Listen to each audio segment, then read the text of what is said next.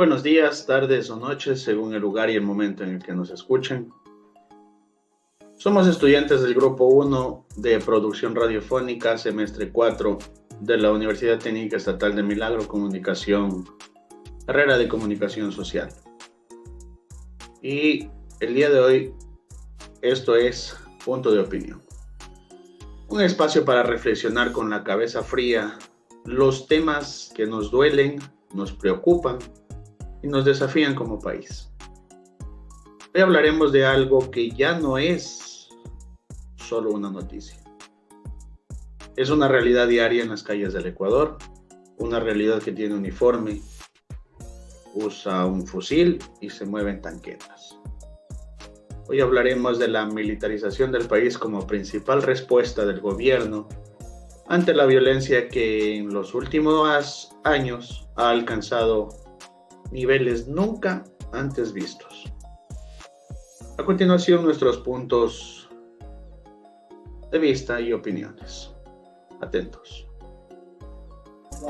Tras los impactantes hechos de violencia en nuestro país Ecuador, como la toma del canal TC Televisión, la fuga de alias Fito y la oleada de atentados atribuidos por bandas narcodelictivas, el gobierno decretó un conflicto armado interno, calificando a varias bandas como grupos terroristas.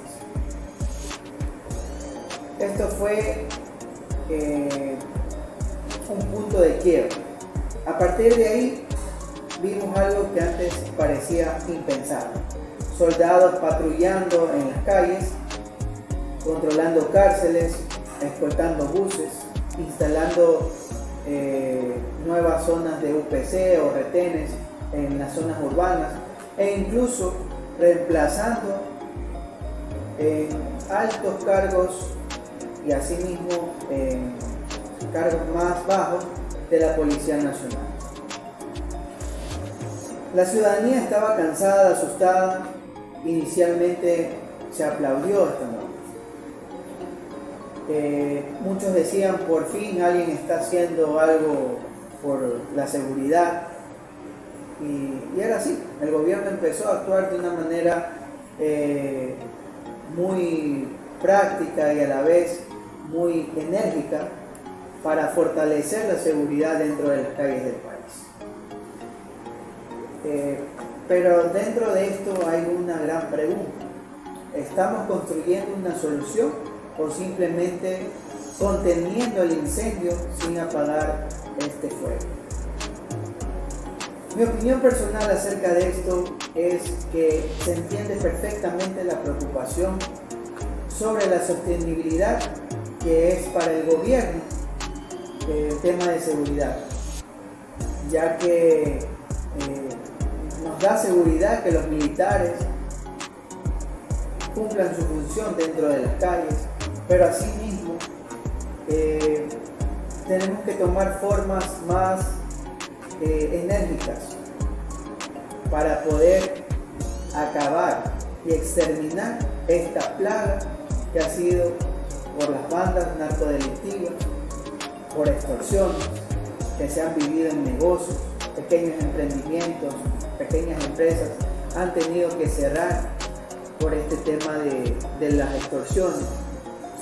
Lamentablemente los militares han cumplido su función, han militarizado en su tiempo y se vio una mejora en el tema de muertes, en el tema de extorsiones.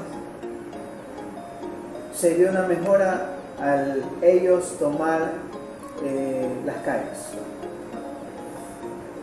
Desde mi perspectiva, la decisión de declarar el conflicto armado interno y desplegar a las Fuerzas Armadas no fue una medida improvisada, sino una respuesta necesaria y proporcional ante una amenaza existencial. ¿Qué pasó? Existencial para el Estado y la sociedad ecuatoriana. Las acciones de las bandas narcodelictivas habían escalado a niveles alarmantes. desafiando así a la autoridad del Estado como Policía Nacional, Ejército, sembrando un gran terror dentro de la población y paralizando la vida cotidiana. Ya no era una vida normal, sin embargo aún así tendríamos que salir a buscar nuestro pan de cada día, y lamentablemente esto se veía venir como un caos, gracias a estas extorsiones, gracias a la delincuencia organizada. Yo he vivido lo más fatal con la toma del canal en vivo. Realmente fue un punto de inflexión que demostró la osadía y de qué son capaces estas organizaciones, dejando claro que la capacidad de la Policía Nacional por sí sola no iba a poder, se había visto sobrepasada. En este contexto de emergencia fue muy útil la intervención de las Fuerzas Armadas, que se presentó como una medida de último recurso, destinada a restablecer el orden y la seguridad de manera inmediata. Su entrenamiento, disciplina y capacidad de despliegue les permiten confrontar a estas organizaciones criminales con una fuerza y una coordinación que la policía de pronto no podía igualarla, debido a su limitación de recursos, entrenamiento e incluso infiltración. Gracias a ello, gracias a la actuación de las Fuerzas Armadas, pudimos tener un nuevo modelo de seguridad, ya que al actuar en las cárceles de manera correcta, ya los presos como que respetan más a las Fuerzas Armadas que la misma policía. No solo el preso, no solo la persona que está privada de la libertad, sino también incluso la sociedad. La presencia militar en las calles, ese control en las cárceles y los operativos conjuntos con la policía estaban enviando un mensaje claro a las bandas criminales. Su impunidad ha terminado y el Estado está dispuesto a utilizar todos los recursos a su alcance para combatirlos. La respuesta del gobierno ha generado un impacto psicológico importante en la población. Después de meses de angustia e incertidumbre, ver a los soldados patrullando ha brindado una sensación de seguridad y esperanza a muchos ciudadanos que se sentían desprotegidos.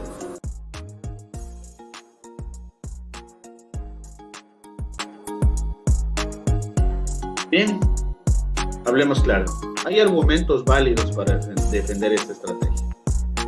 Primero, la situación era y es crítica. El Ecuador pasó de ser un país de paso para el narcotráfico a convertirse en un territorio en disputa por las bandas criminales.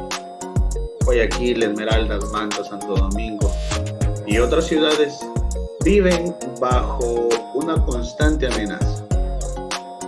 Segundo, la policía, muchas veces superada, infiltrada, desmoralizada totalmente, no daba abasto para contrarrestar este tipo de actividades delincuenciales.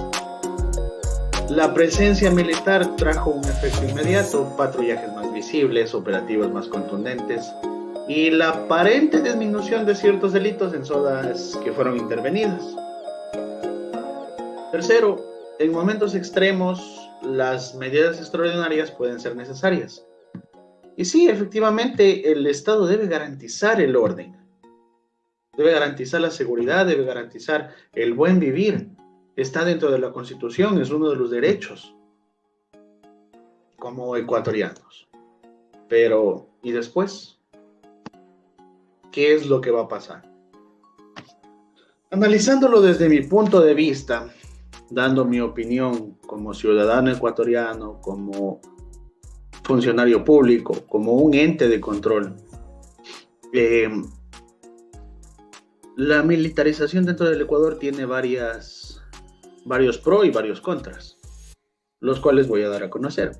Mi punto de vista es totalmente a favor de la militarización en el Ecuador, pero hay ciertas cosas que no comparto. Primero, cuando uno ve a un militar en la calle, lo primero que piensa es respeto.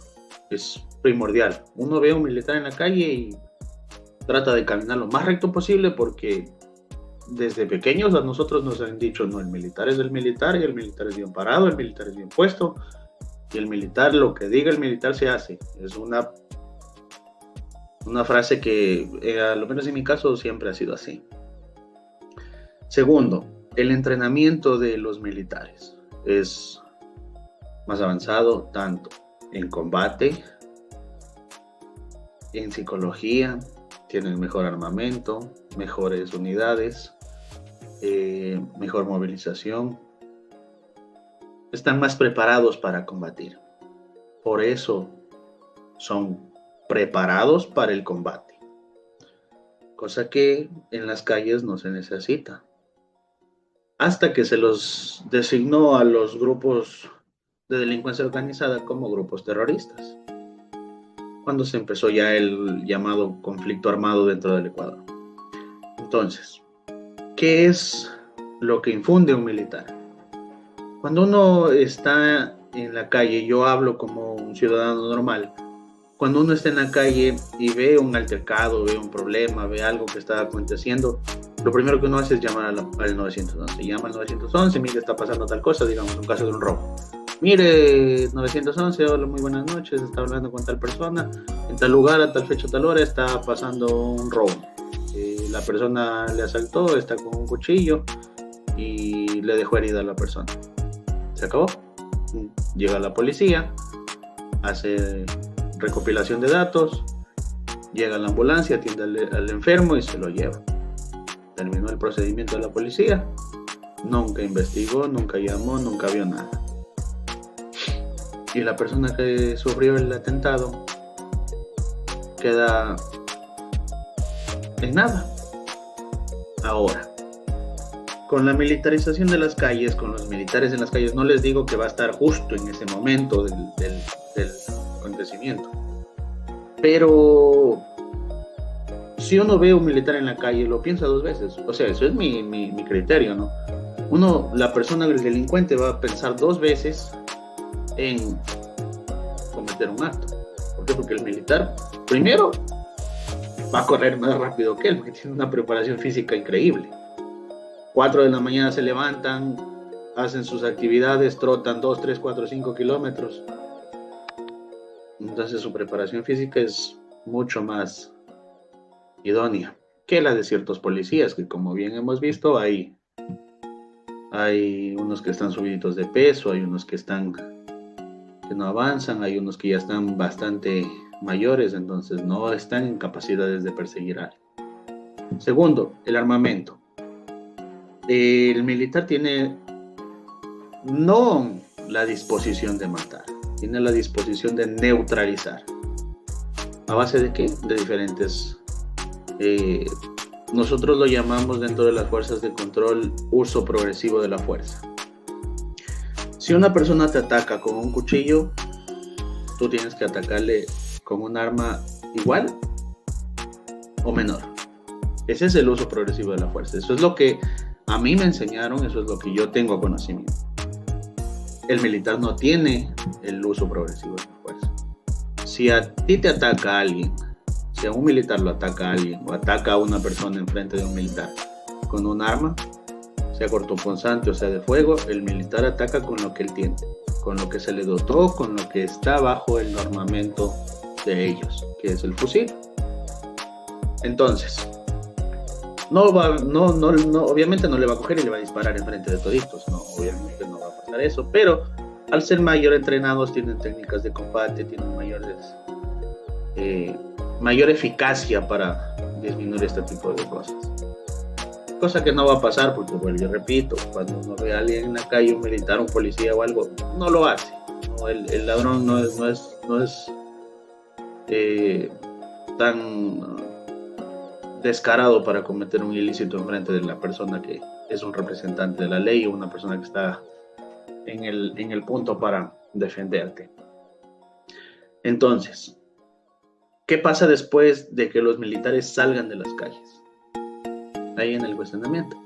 Van a volver todo este tipo de actos, van a volver los robos, los arranchones, el microtráfico, el expendio de drogas en las esquinas, las trabajadoras sexuales en las esquinas. Eso también genera bastante conflicto.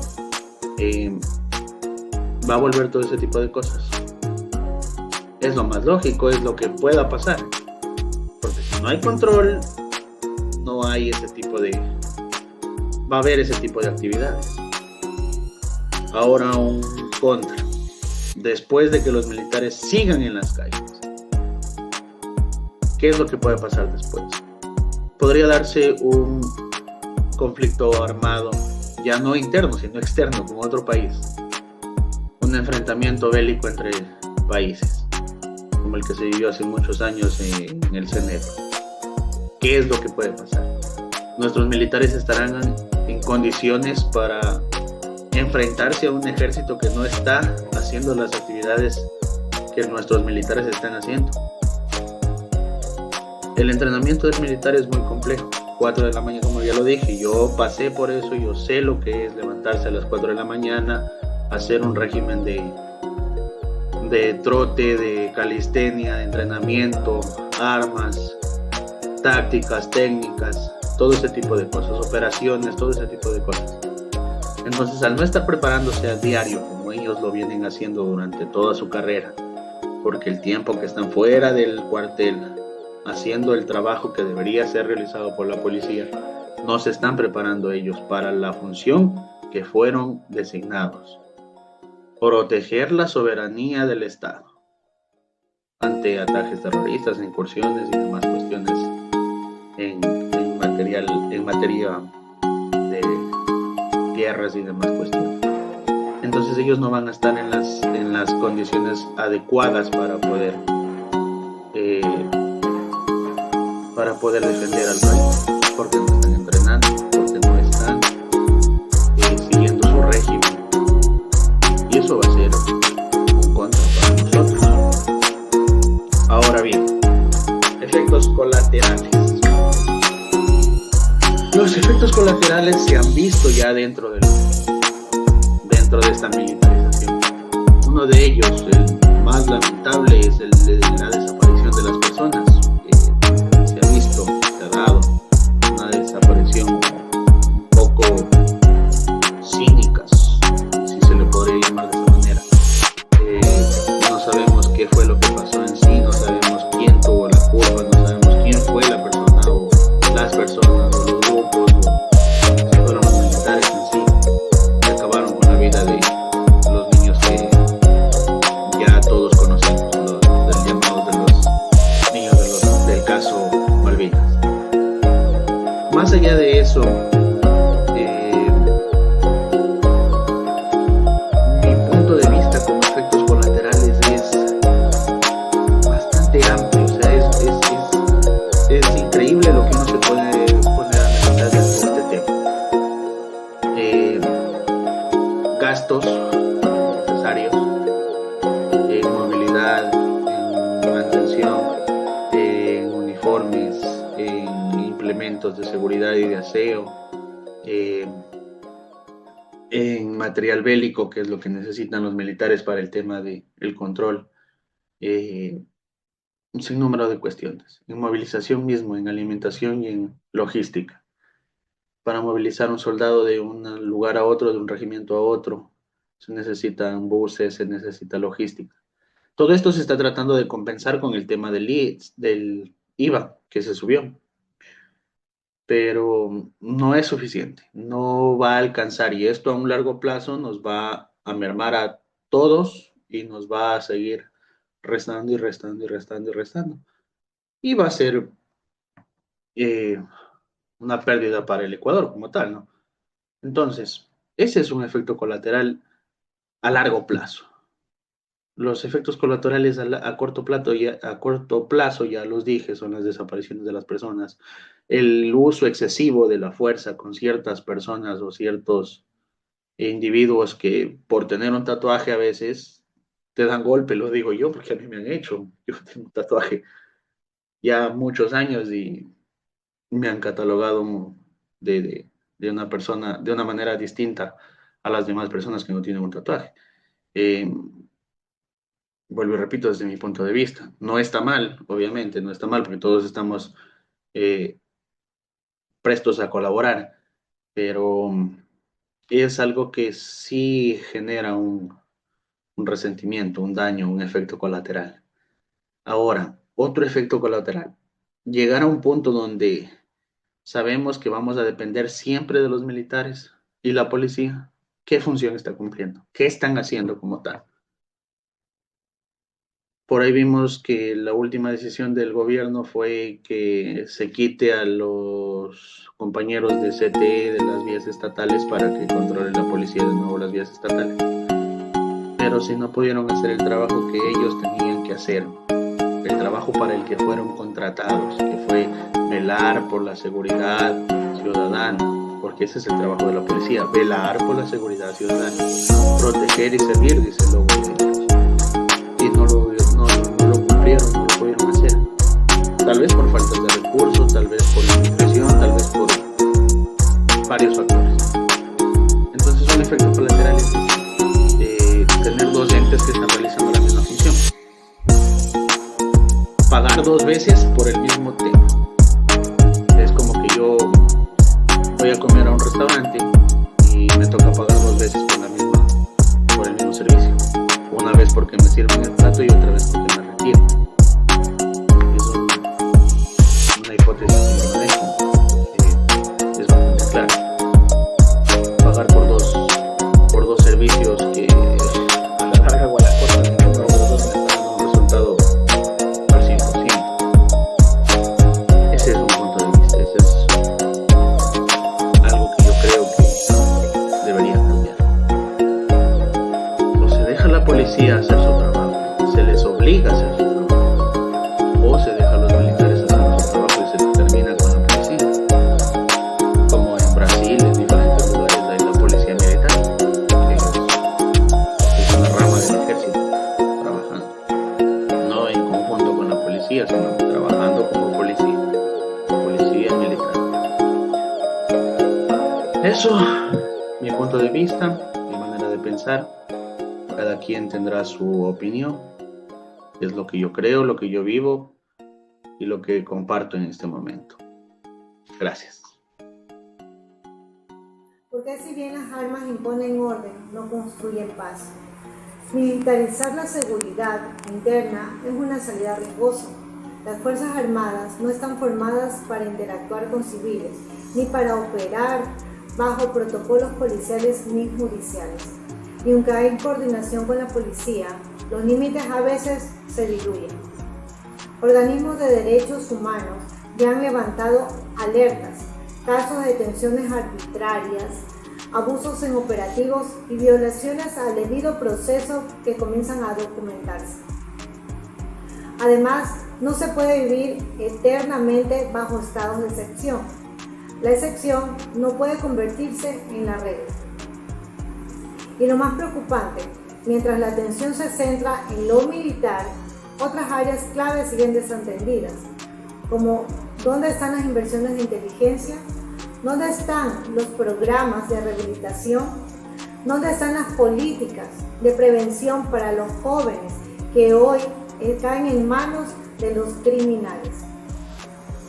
Bueno, como criterio personal, analizando esta dura vivencia que estamos pasando en Ecuador, hay una cuestión crítica y delicada. La militarización de la seguridad interna en Ecuador es la frase inicial, lapidaria y profundamente cierta. Establece el tono porque si bien las armas imponen orden, no construyen paz. Esta reflexión nos invita a mirar más allá de la solución inmediata y a menudo simplista que representa el despliegue militar en las calles. Como podemos observar hoy en día, vemos bastantes carros de militares dando vueltas en los sectores, en el centro de las ciudades, en los lugares aledaños, en las zonas rurales y urbanas, porque también están prestando un servicio adicional. Pero de pronto es innegable que en estos momentos de crisis y escalada de violencias como los que lamentablemente vive el Ecuador, la presencia de las Fuerzas Armadas puede generar una sensación de control y disuasión. Sin embargo, confundir este orden impuesto con la construcción de una paz duradera es un error estratégico, con sus consecuencias potencialmente graves. La paz genuina se edifica sobre cimientos de justicia, oportunidades, fortalecimientos institucional y cohesión social, elementos que escapan al ámbito puramente militar. El texto señala también que con gran acierto el riesgo inherente de los militares, la seguridad interna, las Fuerzas Armadas son instituciones diseñadas y entrenadas para la defensa de la soberanía nacional y para el combate en escenarios de conflicto bélico. Como sabemos, los militares, cuando hay una guerra, cuando hay un conflicto bélico, por eso está las Fuerzas Armadas, el servicio militar, como su lógica operativa, sus armamentos, su doctrina y su formación difieren sustancialmente de las necesidades y de los protocolos requeridos para la interacción con la población civil en tareas de seguridad ciudadana. La policía, en cambio, tiene otro tipo de cómo mantener el orden público, investigar delitos, hacer cumplir la ley, y crucialmente para interactuar con los ciudadanos dentro de un marco legal que garantiza sus derechos y libertades. Los protocolos policiales están diseñados para la detención bajo sospecha, que sean algo razonables, para la preservación de la evidencia, para el respeto al debido proceso y para el uso proporcional de la fuerza. Cuando se difuminan las líneas entre las funciones militares y policiales, como bien hemos estado hablando durante este tema, a mencionar la coordinación, que a veces diluye los límites, se abren como que peligrosos lagos. Los soldados actúan en labores de seguridad interna y pueden no estar familiarizados con los estándares de los derechos humanos aplicables a la actuación policial, lo que incrementa el riesgo de detenciones arbitrarias, abusos de poder y violaciones al debido proceso. Como hemos podido ver también en muchas redes sociales, que han habido militares que a veces han cogido a sospechosos o a delincuentes y actúan de una manera como que más brusca, ¿ya? Que actúan de una manera más severa, de pronto así mismo como ellos tienen implantado en su círculo de los militares cómo se debe castigar a un individuo que está haciendo algo correcto.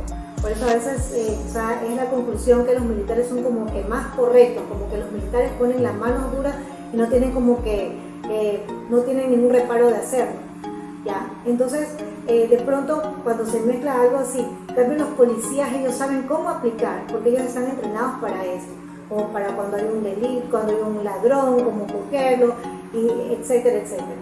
¿Ya? Entonces ahí viene como que tienen los dos lados, así como que el derecho y el izquierdo, o sea, los militares y los policías.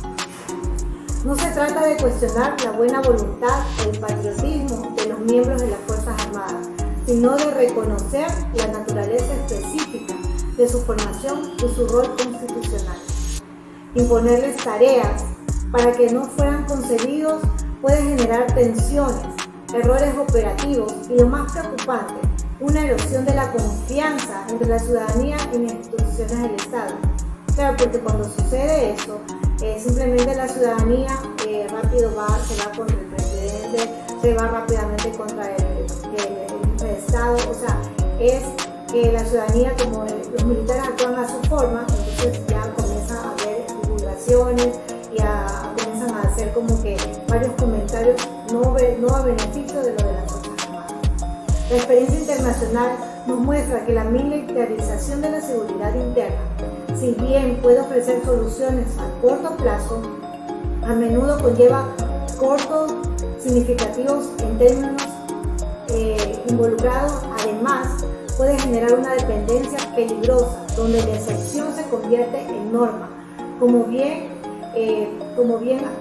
estamos hablando en el texto. Vivir permanentemente bajo un estado de excepción o bajo una lógica de intervención militar constante socava las bases de una sociedad democrática y limita las libertades civiles.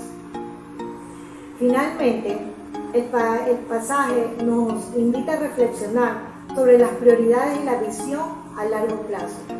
Mientras la atención y los recursos se centran en la respuesta militar, otras áreas cruciales para abordar las raíces de criminalidad quedan desatendidas. Por ejemplo, como dónde están las inversiones robustas en inteligencia para desarticular las redes del crimen organizado de manera efectiva y preventiva.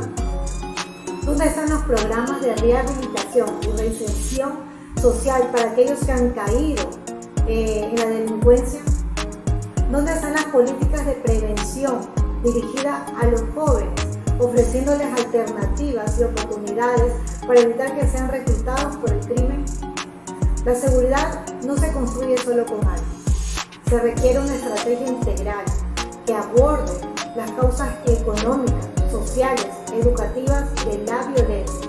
Requiere fortalecer las instituciones civiles encargadas de la seguridad y la justicia. Invertir también en la inteligencia estratégica, implementar programas de prevención efectivos y ofrecer oportunidades de reinserción para romper el ciclo de la criminalidad. O sea, no tanto preocuparse por la seguridad. Yo sé que es muy importante lo de la seguridad, es demasiado importante, pero asimismo se debería hacer como que más, incrementar programas para los jóvenes que están cayendo en esta red que los están reclutando para esta red para que formen parte de ciertas bandas. ¿Ya? Debería, no sé, también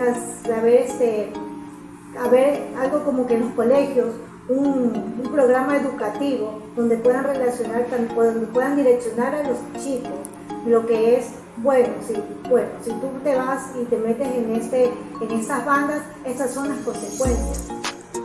¿Ya?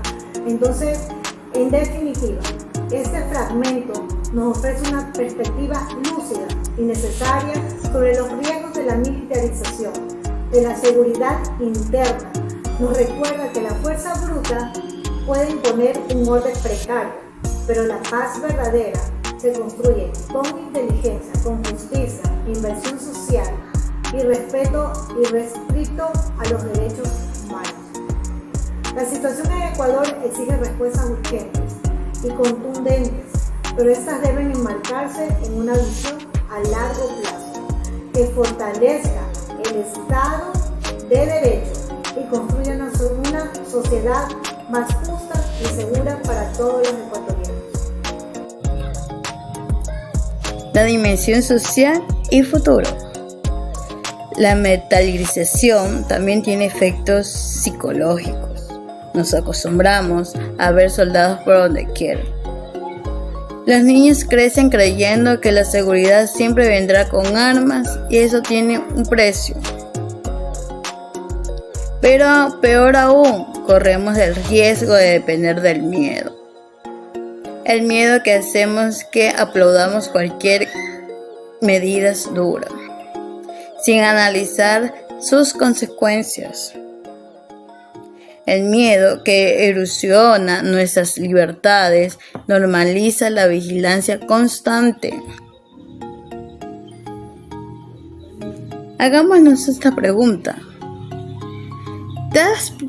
¿Qué pasa con una sociedad cuando crece rodeada de militares? Cuando el miedo ya no es una alerta, sino una costumbre. Nos acostumbramos a eso. Ejemplos, aquí en los ríos. En pleno 2025, eso ya no es una pregunta hipotética, es una realidad. Sales a la calle, ves uniformados y hay retenes en cada esquina. El silencio después de cierta hora ya no es paz. Eso no es paz, es miedo. Niños que ven pasar por donde quiera, normal, tanques. Jóvenes que bajan la mirada para que no parecer sospechosos con esta delincuencia hoy en día. Y lo peor, nos estamos acostumbrando a eso. Nos dicen que es por seguridad, pero que nos van a proteger. Pero hagámonos esta pregunta, ¿protegernos de qué?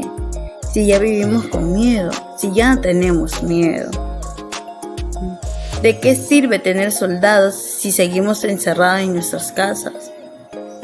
Porque no podemos salir ni al parque porque la delincuencia está fatal. ¿De qué sirve el orden si no hay justicia?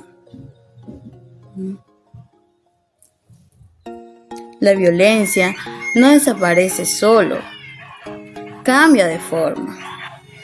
Y ahora, en lugar de solo temer a la delincuencia, también tenemos al que nos vigila. Porque ni con eso estamos hoy en día protegidos. Cuando te enseñan a callar por seguridad, te están enseñando a vivir sin libertad. Nos estamos acostumbrando a vivir sin libertad. Una sociedad que crece entre armas, silencio, no florece. A eso nos llamamos sobrevivir. Estamos sobreviviendo a esto. Y cuando el miedo se normaliza, el poder ya no necesita justificar nada. Solo nos imponemos a eso.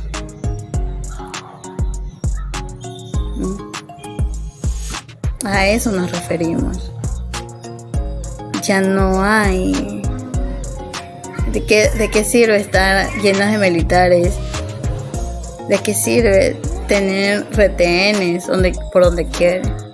Si no podemos ser libres nosotros como ciudadanos. No podemos. ¿Sabes por qué no podemos? Por la delincuencia que hay hoy en día. Porque no podemos ni confiar en los uniformados. En eso tenemos miedo.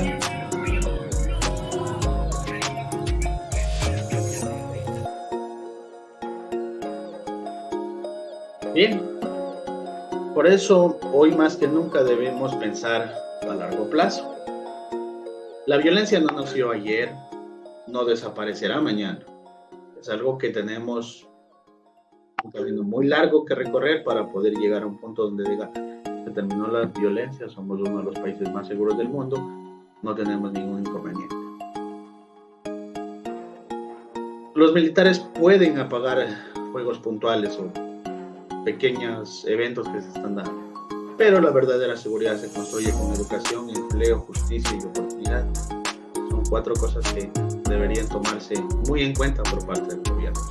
Ya este no es un llamado ingenuo, es un llamado urgente a la sensatez. Porque un país seguro no es el que tiene más soldados en las calles, es el que necesita menos soldados en las calles. Somos el grupo 1 de comunicación de la materia producción radiofónica, Universidad Técnica Estatal de Milagro, 4º semestre. Y esto fue Punto de Opinión. Gracias por escucharnos. Nos reencontraremos en el próximo episodio con la mente abierta y el corazón abierto. Cuídense.